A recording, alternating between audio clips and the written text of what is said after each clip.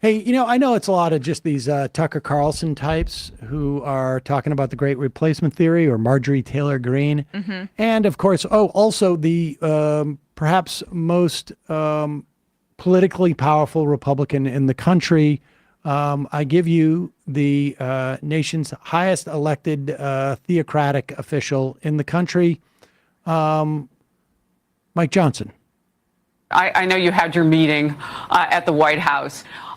Does the president seem to you to be up to speed on exactly what's happening at the border? I think he's in denial, and I think that many in his party have demanded there is an open borders sort of caucus, informal caucus in the Democrat Party. And Pause it for one this. second.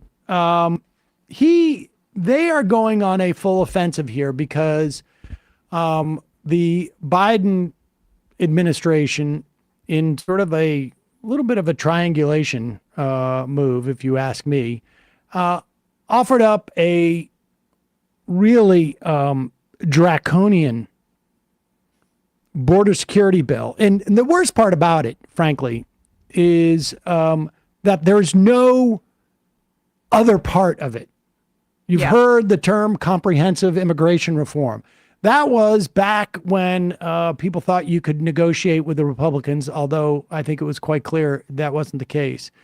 You could offer something like, stricter border controls and make it harder on refugees, and then say, but we should also have a streamlined, easier process in which people can get visas and perhaps go on a path to citizenship in this country. And just to remind you, the Biden administration, as a way of sweetening the deal on Ukraine funding, brought in and gave this part of the immigration bill. It was developed by Jim Lankford from, where is he from? Oklahoma. And then Donald Trump said, no, we're not going to do this. Can't get Biden a win. And can't get Biden a win, which of course it was a Republican win anyways, but we can't. On the substance. On the substance. And so that bill died, and they brought it back up in the Senate so that Senate candidates can say, my opponent or the Republicans voted twice to shoot down a immigration bill that would have toughened things at the border, et cetera, et cetera. So Mike Johnson has to go on Fox News and make it like there is an open border policy and that the border's being overrun. The difficulty they're having is that there is no open border policy, although wouldn't be bad, in my estimation. And the other problem they're having is that illegal crossings along the U.S.-Mexico border in May are down by more than 50% from reported in December.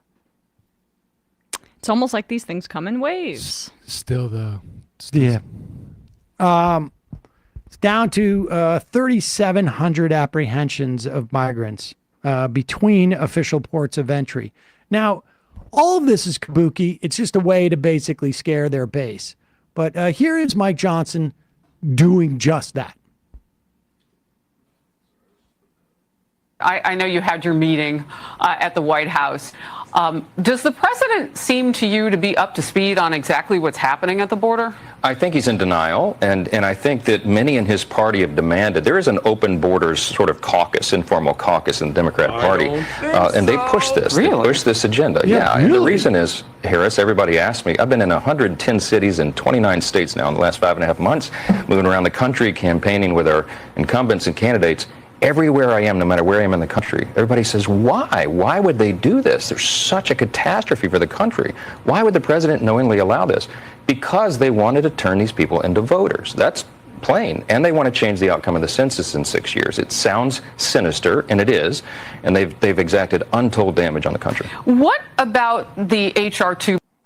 Just going to let that slide. The preeminent anti-Semitic conspiracy theory that's circulated by Republicans, that the Great Replacement Theory, which for people that don't know. It's that Jews are orchestrating all these non-white people to come into the country to replace white people. It's just not going to get any pushback, even though he's now making a career out of sucking up to Bibi Netanyahu and chastising the anti-Semitic college kids. The idea that anybody let into the country now without documentation could become a voter in anything less than, I don't know. I mean, probably on average, it's got to be well over a decade. I mean, if you've come in without documentation, it's maybe it even takes maybe multiple decades, Right. If ever, is absurd.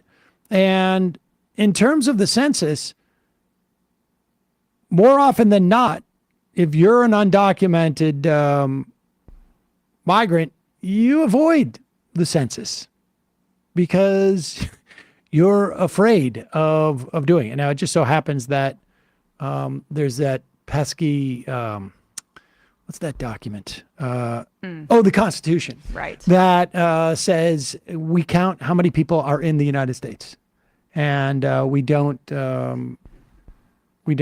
it's not an issue as to whether they're citizens or not. We count how many people are in the United States because we want to know how many people are in the United States. You want to talk about like some sort of plot to basically have more voters for them, but for themselves in terms of padding the numbers. Look into Republicans that support things like private prisons and mass incarceration, because those numbers help in terms of like their the census. But if they're felons, they're disenfranchised from voting in many states, but also they're in prison and they can't vote. So Republicans get to have these numbers in their, whatever, in their districts that they don't actually have to represent in terms of being a representative of the people. One census point for the suburban district with the prison and one less voter in the urban area.